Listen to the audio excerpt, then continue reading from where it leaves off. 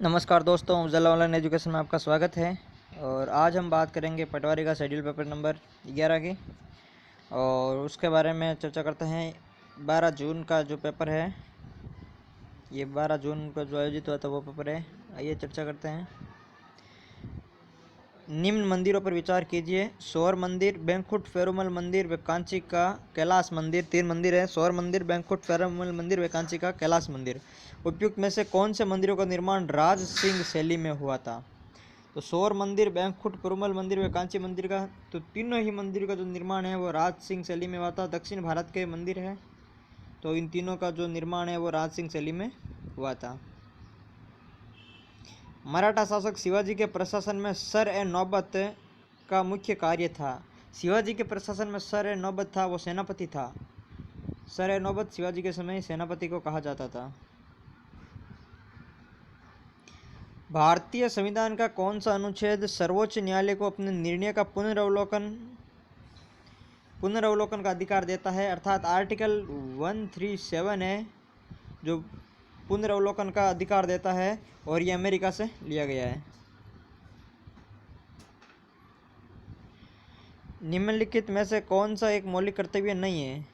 मौलिक कर्तव्य 51 के, तो इसमें धर्म निरपेक्षता का पालन करना मौलिक कर्तव्य नहीं है। संविधान का पालन करना मौलिक कर्तव्य। देश की एकता अखंडता की रक्षा करना, सार्वजनिक सुरक्षा की संपत्ति करना, रक्षा करना सार्वजनिक संपत्ति की, अर्थात इसमें जो है सही आंसर हो जाएगा बी, धर्मनिरपेक्षता का पालन करना सही हो जाएगा। आंध्र प्रदेश की कौन सी पर्वत चोटी सबसे ऊंची है? आंध्रा की सबसे ऊंची पर्वत चोटी है वो अरियाकोंडा है। सही आंसर हो जाएगा ए, अरियाकोंडा आंध्रा की सबसे ऊंची चोटी होगी। वैश्विक लैंगिक अंतराल सूचकांक किस संस्थान द्वारा जारी किया जाता है? वैश्विक लैंगिक अंतराल सूचकांक है वो वर्ल्ड इकोनॉमिक फोरम द्वारा जारी किया जाता है। 2020 के इंडेक्स में भारत का स्थान 112वां था। वर्ल्ड इकोनॉमिक फोरम ने जारी किया था। विश्व आर्थिक मंच बोलते हैं जिसे, इन्होंने जारी किया था। ये विश्व लैंगिक जो अर्थ सूचकांक है, इसमें भारत की 2020 में रैंक थी 112वीं। ट्राइकोफाइटोन किस रोग का एक रोग कारक है? ट्राइकोफाइटोन है वो टाइफाइड का, हैजा का एक रोग कारक है। ट्राइकोफाइटोन किसका है? हैजा का एक रोग कारक है। राजस्थान में मेसा का पठार कहाँ स्थित है? तो मेसा का पठार चित्तौड़गढ़ जिले में स्थित है, अर्थात चित्तौड़गढ़ दुर्ग मेसा के पठार पे ही बना हुआ है। चित्तौड़गढ़ आंसर हो जाएगा, मेसा का पठार। एक तरफ अरावली की चोटियाँ हैं और एक तरफ इनकी ऊंचाई है, मिलाना है। देखिए शेर की ऊंचाई है 1597, दूसरी चोटी है। और फिर है देलवाड़ा की चोटी है 1442, अचलगढ़ 1380, गोगुंदा 840। तो इनका जो सही आंसर हो जाएगा ये। और इसके बाद में बात करते हैं कौन सा कथन सत्य नहीं है? उदयपुर का उत्तरी पश्चिमी पहाड़ी भूभाग मगरा के नाम से जाना जाता है। बिल्कुल ये सत्य है। उदयपुर के जो उत्तरी पश्चिमी पहाड़ी भूभाग है उसको मगरा कहते हैं। गुरु माता नामक चोटी सिरोही में स्थित है। गुरु माता चोटी है वो गुरु शिखर को ही कहते हैं, तो ये सिरोही में स्थित है। अरावली पर्वत पश्चिमी मरुस्थल को पूर्व में विस्तार करने से रोकता है, ये भी सत्य है।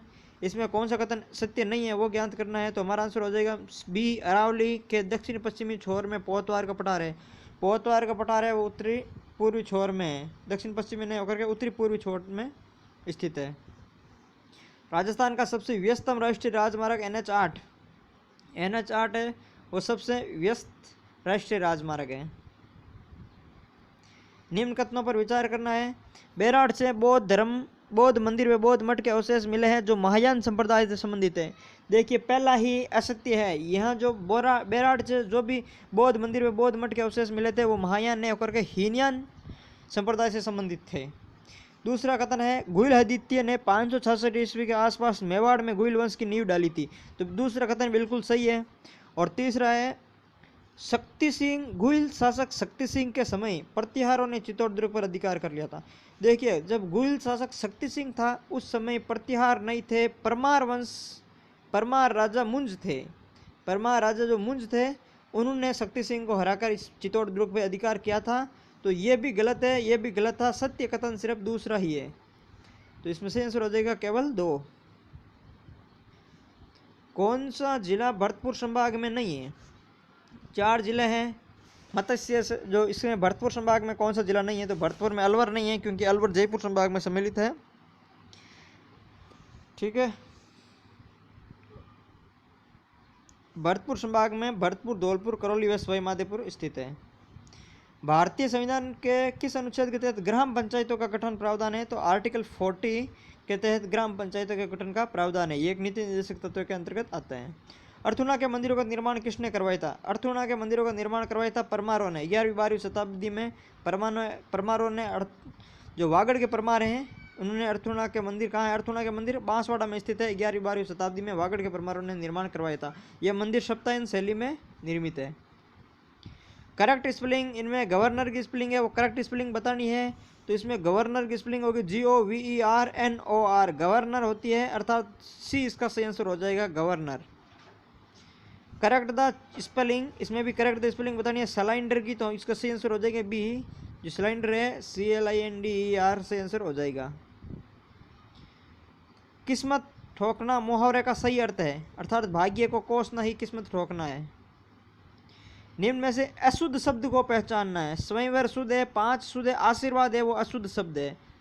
आशीर्वाद शुद्ध शब्द होगा, आशीर्वाद यह शुद्ध है, तो इसमें जो अशुद्ध शब्द है वो आशीर्वाद हमारा आंसर हो जाएगा। प्रश्न नंबर 20 है, रीजनिंग का प्रश्न है, आप इसको सॉल्व कर लीजिएगा, देख लीजिए, स्क्रीनशॉट ले लीजिए, फिर इस प्रश्न को सॉल्व कीजिए। PADQ ये 8 जने हैं, केंद्र की तरफ, केंद्र अभिमुख का मतलब होता है केंद्र की तरफ मुंह करके बैठे हैं। ये 8 जने हैं, इस तरीके से बैठे हैं सभी। इसमें आंसर है डी के तुरंत दाएं कौन है, तो इसका सही आंसर हो जाएगा M, जैसे ये है इसका, तो इसको इस तरीके से अरेंज कर सकते हैं। इसके बाद में इसका सभी का आंसर आराम से ज्ञात कर सकते हैं, चाहे भले कोई भी आंसर इसका पूछे। आगे बात करते हैं इस पे, कितने समय में किसी धन ने सरल ब्याज की 5% वार्षिक दर से 40% की वृद्धि हो जाएगी, अर्थात 8 वर्ष में किसी धन की 5% वार्षिक दर से 40% की वृद्धि हो जाएगी। अर्थात 100 रुपये का धन है, आप ऐसे कर सकते हो 140 रुपये, 40% की वृद्धि होना, अर्थात 140 रुपये की वृद्धि हो जानी, अर्थात 40 रुपये ब्याज हो जाना, और इसे आप आराम से सोल्व कर सकते हो। हमारा आंसर 8 वर्ष आ जाएगा। सरल ब्याज को किस दर से कोई धन 8 वर्ष में दुगुना हो जाएगा, तो 12.5% की दर से कोई धन 8 वर्ष में दुगुना हो जाता है। इसको भी हम आराम से 100 मानकर कर सकते हैं। MS एक्सेल में वर्कशीट की बस में कितने डाटा, मतलब कितने प्रकार से एंटर कर सकते हैं, इसमें के मतलब प्रश्न ये है कि MS एक्सेल की जो वर्कशीट है उसके सेल में जो मतलब हम डाटा कितने प्रकार से एंटर कर सकते हैं, तो अर्थात उसमें डाटा 3 प्रकार से हम एंटर कर सकते हैं। हमारा आंसर हो जाएगा 3 प्रकार। कौन से 3 प्रकार है?